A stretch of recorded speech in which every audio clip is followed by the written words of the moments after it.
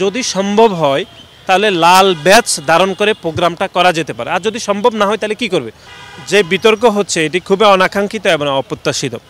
দেখুন, জুলাইয়ের অনেক কর্মসূচি তো আমরা প্রস্তাব করেছি, সেগুলো রাখা হয়েছে, অনেকগুলো রাখা হয়নি।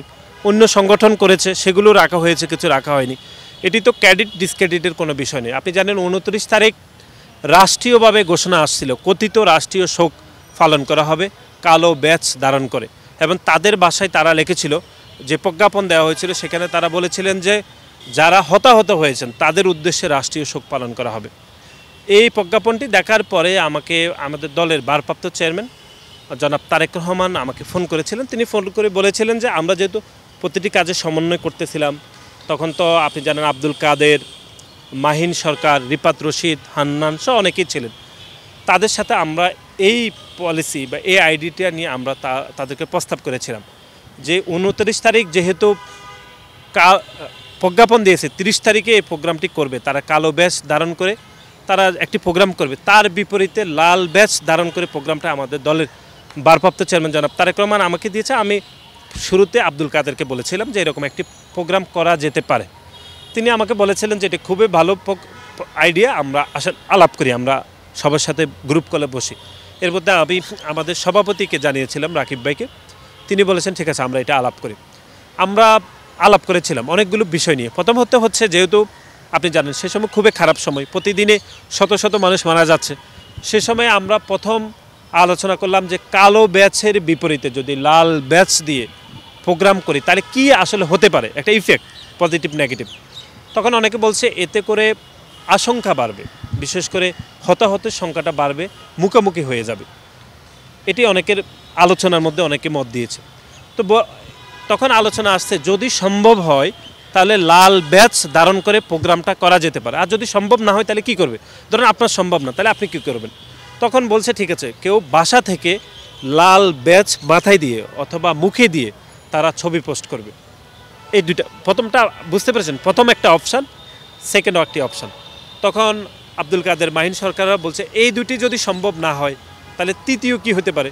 তৃতীয়টা আমাদের মধ্যে থেকে আলোচনা আসলো। আমরা অনেকেই ছিলাম, একটা গ্রুপ কল, আপনি জানেন সেই সময় গ্রুপ কলগুলো তো আপনি জানেন, হোয়াটসঅ্যাপের গ্রুপ কলগুলো। তখন বলছিল এই দুটি যদি সম্ভব না হয় তাহলে অন্তত পারতপক্ষে কেউ সামাজিক যোগাযোগ মাধ্যমে প্রোফাইল অথবা তার একটি স্ট্যাটাসে লাল ব্যাচ ধারণ করে এটি সে প্রতীকী প্রতিবাদ করবে। এবং আপনাদের মনে রয়েছে 30 তারিখ সকালবেলা জাহাঙ্গীরনগর বিশ্ববিদ্যালয়ের শিক্ষকরা লাল ব্যাচ ধারণ করে, লাল ব্যাচ মুখে বেঁধে, মাথায় বেঁধে তারা কিন্তু প্রোগ্রাম করেছে। এবং অনেকেই 29 তারিখ রাত থেকে তারা লাল কাপড় বেঁধে চোখে মুখে ছবি পোস্ট করেছে। যেহেতু এই দুইটি একটু তখন কষ্টসাধ্য ছিল, কারণ আপনি এই রাতের বেলা এই খারাপ সময়ে লাল কাপড় আসলে পাবেন কোথায়? তখন অনেকে প্রতীকী হিসাবে যেটি লাল ব্যাচ ধারণ করে প্রোফাইল লাল করেছিল। এটি যেহেতু এত সারা পড়েছিল, এটি সহজ ছিল, এই জন্য সবাই এটি করেছিল। সুতরাং দেখুন, প্রস্তাবটা তো আমরা দিয়েছি, কিন্তু এটি প্রস্তাব গৃহীত হয়েছে সর্বসম্মতিক্রমে। এখানে অনেকেই ছিলেন। এর মধ্যে থেকে আরেকটি ঘটনা যেটি ঘটেছে সেটি হচ্ছে, যখন আমরা বললাম এই 13টা বিষয় যখন আমরা ওকে বললাম এটি প্রস্তাব গৃহীত, তখনই আমাদের মধ্যে একটা কনফিউশন আসছিল, বিশেষ করে আমার মধ্যে। সেটি হচ্ছে, আপনি জানেন যে লাল হচ্ছে বিপ্লবের রং, এটা আপনি জানেন, কিন্তু লাল একই সাথে উৎসবের রঙ। বিশ্বের অনেক দেশে লাল উৎসবের রং করা হয়। তখন আমাদের মধ্যে আসলো, কথা উঠলো, যদি লাল দিয়ে প্রোগ্রাম করা হয় তাহলে শহীদদের সাথে কোনো স্পিরিটের সাথে এটি সাংঘর্ষিক হয় কিনা, বা শহীদদের আত্মত্যাগের সাথে এটা কোনো বিপরীত দিকে চলে যায় কিনা। আমরা আবারও আলোচনা করছি, আমরা আবার সময় নিয়েছি। তখন আমি আবার আমাদের দলের ভারপ্রাপ্ত চেয়ারম্যান জনাব তারেক রহমানকে জানিয়েছিলাম। উনি আমাকে পরামর্শ দিয়েছে সালাউদ্দিন ভাইয়ের সাথে কথা বলতে, আমাদের স্ট্যান্ডিং কমিটির। আমরা আবার সালাউদ্দিন ভাইয়ের সাথে কথা বললাম। উনি আমাকে নিশ্চিত করলেন যে লাল বিপ্লবের রং, কিন্তু লাল সারা বিশ্বে কিন্তু উৎসবের রং নয়। অনেক দেশে নীল উৎসব হয়, কমলা উৎসব হয়, আপনি জানেন যে সাদা কাপড় দিয়ে অনেক দেশে উৎসব হয়।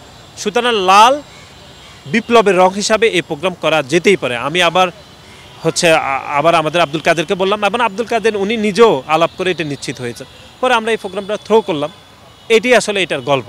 এখন আপনি বলেন যে এটি নিয়ে বিতর্ক কি হওয়া উচিত নাকি হওয়া উচিত না, এই গল্পটা এখানে। এটি আব্দুল কাদের, মাহিন সরকার, রিপাত, আপনি যাদেরকে বলেন, আমরা তো বলিনি আমরা মাস্টার মাইন্ড। আমরা প্রস্তাব দিয়েছি, অনেক প্রোগ্রামের তো প্রস্তাব দিয়েছি আমরা, অনেকগুলো হয়েছে, অনেকগুলো হয়নি। আবার অনেকে প্রস্তাব দিয়েছে, অনেকগুলো হয়েছে, অনেকগুলো হয়নি। সেরকম একটি প্রস্তাব ছিল 29 তারিখের এই প্রোগ্রাম। সুতরাং এটি নিয়ে বিতর্ক কোনোভাবে প্রত্যাশিত না, এটি মীমাংসিত এবং আমরা তো কোনো ক্রেডিট দাবি করিনি আমাদের পক্ষ থেকে। শিবির যেহেতু বিতর্ক তুলেছে, শিবির বিতর্ক তুলে তারা বিষয়টা নিয়ে প্রশ্নাতীত করেছে, সেজন্য তারা যখন দায়িত্বে ছিল, বিশেষ করে জুলাই আগস্টে যারা দায়িত্বে ছিলেন সেই সময় তারা এটি মীমাংসা করেছেন, তারা খোলাসা করেছেন। সুতরাং আমাদের পক্ষ থেকে এ বিষয়ে কোনো বিতর্ক নেই, কোনো জটিলতা নেই, আমরা কোনো ক্রেডিটও দাবি করি নেই। আমরা শুধুমাত্র আমাদের দলের ভারপ্রাপ্ত চেয়ারম্যান জনাব তারেক রহমান আমাকে বলেছেন, আমরা প্রস্তাবটা দিয়েছি, এটা নিয়ে আলাপ আলোচনার মাধ্যমে সমাধান হয়েছে। এবং যারা স্টেক হোল্ডার ছিলেন, যারা জুলাই আগস্টের ওই সময় দায়িত্ব ছিলেন, আমরা তাদেরকে বলেছি, সুতরাং তারাই তো নির্ধারণ করবে বা তাদেরই যেটা বা তাদেরই মানে তারা যাদেরকে নির্ধারণ করে দিবে সেটি আসলে তারাই বিষয়টি উপস্থাপন করেছে, এটাই প্রমাণিত হবে। For more updates, follow us on Facebook, subscribe our YouTube channel, get the latest update on www.daily-sun.com.